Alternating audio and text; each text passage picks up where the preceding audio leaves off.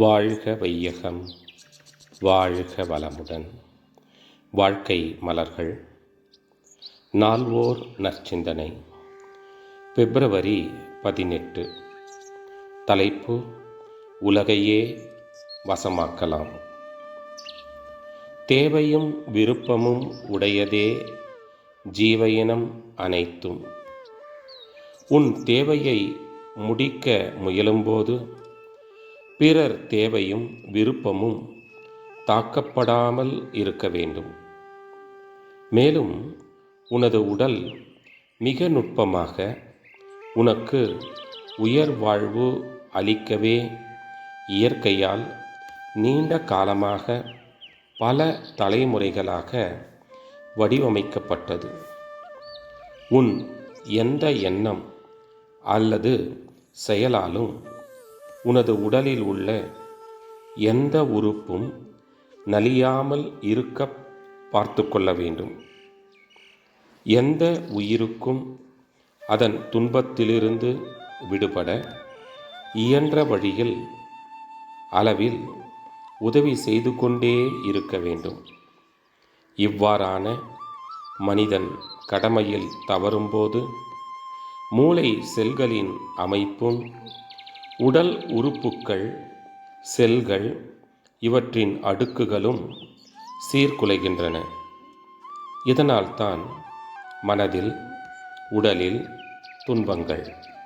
இவற்றை உணர்ந்து திருத்திக் கொள்ளும் வாய்ப்பே குண்டலினி யோகம். உடலிலே மூளையிலே ஏற்பட்டுவிட்ட சீர்குலைவு வாழ்வில் பல்வேறுபட்ட குறைகளாக மலருகின்றன. இக்குறைகள் கருமூலம் உங்கள் குழந்தைகளுக்கும் தொடர்கின்றன. தவமும் அறமும் ஆற்றித்தான் இந்த உடல் அணு அடுக்குகளை சீர் செய்ய முடியும். எந்த குறையும் உங்கள் செயலின் பதிவே என்று உணர்ந்து ஏற்றுக்கொண்டு சிந்தனையாலும் அறவழியாலும் சீர் செய்ய முயலுங்கள்.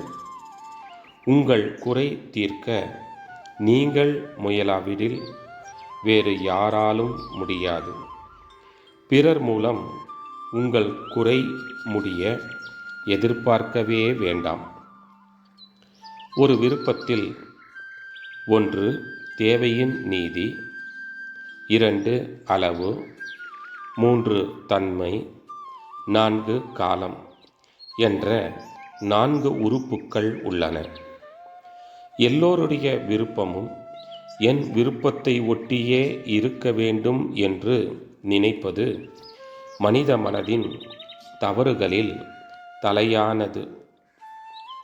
பொறுமை, விட்டு கொடுத்தல், தியாகம் என்ற 3ஐயும் இடம், காலம், தொடர்பு கொள்ளும் மக்கள் இவற்றிற்கேற்ப பயன்படுத்தினால் உலகையே நீ உன் வசமாக்கிக் கொள்ளலாம். பிறரிடம் உள்ள திறமையை எண்ணி பார்ப்பது, அவர்களோடு எவ்வாறு பழகுவது என்பதை வகுத்து கொள்ள உதவும். வெறுப்பு கொள்வதற்கு அன்று, பிறரிடம் உள்ள நல்லவைகளை நினைந்து நினைந்து பாராட்டு, நன்றி செலுத்து.